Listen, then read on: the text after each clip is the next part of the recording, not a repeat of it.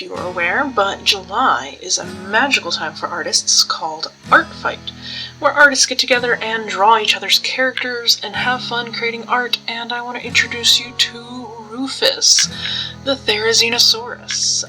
Not the first Artfight I've done this year, but one I'm quite proud of and I wanted to share with you. He is adorable and maroon, and he has been created by the lovely Cloudy Worms. And yeah, let's make us a Therizinosaurus, because you guys know I'm a huge dino nerd. I'm using a program called Nomad Sculpt. It's for the iPad. Yes, I'm doing this all on my iPad, and I like it. It's fun. Pro tip when working in 3D, and something I've gotten a lot better at over time, is start with your base shapes. Do not do any detail until the very end, or else it will all be gone.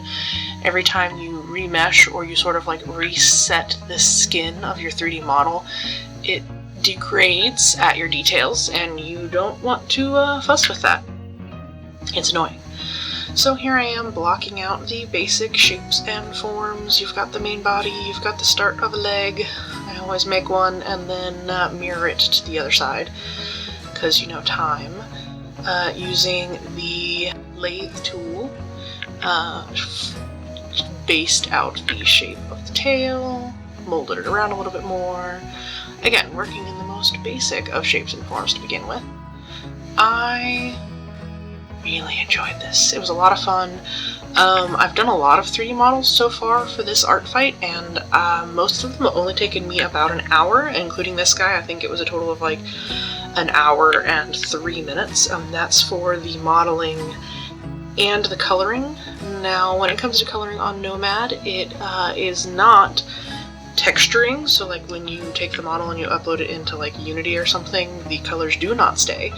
It's a different file format, so keep that in mind if you are to play with this. But the coloring looks great in this program, and there's a few other ones that will let you view it, but not, you know, big ones. I'd have to go through and do the texture separately on another program if I wanted that to stick, and that takes forever. Because my computer is slower than my iPad. Anyway, now you can see I'm starting to get more of the details and actually getting the face to look like the character, or at least my version of it. I think mine's a little more soft and cutesy than the original artist's. But that's what Artfight's for, sharing your style with other people. I've become a very big fan of using the extrude tube function on Nomad to get the basic of limbs. It saves a lot of time. You can kind of get it in the basic shape instead of taking multiple shapes and bending them together like I did for the leg. Therizinosaurs have lovely long claws. Did you guys know that the claw was the first thing they really found on the Therizinosaurus? And originally they thought it was like this nasty carnivore, and now they believe it to be a herbivore. Therizinosaurus has gained some new popularity recently because it appeared in the most recent Jurassic World movie, which I thought was really cool and I was excited for, but we didn't really see that much of it. Like we did, but we didn't. Anyway, it's giant plant eater with huge nasty claws, and it's also known to be at least partially covered in feathers. A lot of reconstructions have it basically looking like a murder turkey. That's my favorite version too, and what Rufous has been illustrated as. Here I am fluffing out furry feathers.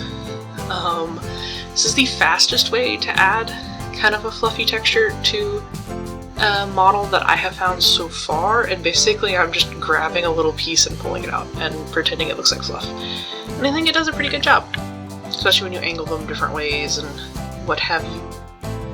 Then you can take the crease tool and kind of outline things a little bit more and add a little bit more texture, and more creases so it doesn't look like a dollop of whipped cream. It looks a little fluffier. I think it looks pretty good. Looks pretty cute. That tail shape though. I wanted to keep the shapes mostly simple but still recognizable, and it's time to start coloring. So I set the eyes to shiny. I always forget to up the kind of like number of faces on the eyes, because the more it has, the better you get like a shiny eyeball look. And then I set it to no longer shiny to get kind of like a pop figure vinyl texture. It's kind of my favorite texture to have, especially when coloring. It doesn't have too much sheen to it or shine, and it looks cute. During these model uses, I've become a very big fan of using the smudge tool just kind of to soften the edges around where different colors meet. I think it helps a lot, making things look nice and cohesive. I've also gone around adding the basics of shading, which is something I haven't really done in the past. Just to make the models, you know, a little cuter, a little more defined, I guess you could say. I'm not being the absolutely perfectly true to patterns, because they're a little more natural, and I was going for a more simple kind of character. But I think it's super cute. I could definitely see this being like a vinyl figure sitting on my desk. And if I get access to 3D modeling, I might just... or 3D printing. I wouldn't mind a print. Look at him. He's cute. Little turnaround. I hope you guys like this. I was a little rambly, but I'm always a little rambly. I hope to share more Artfight with you, and as always, I'm attracted to dinosaurs, so you might see some more dinosaurs. Anyways, until then, thank you very much to my patrons for putting up for my long absences, and the rest of you, and I hope you guys have a lovely day. Bye!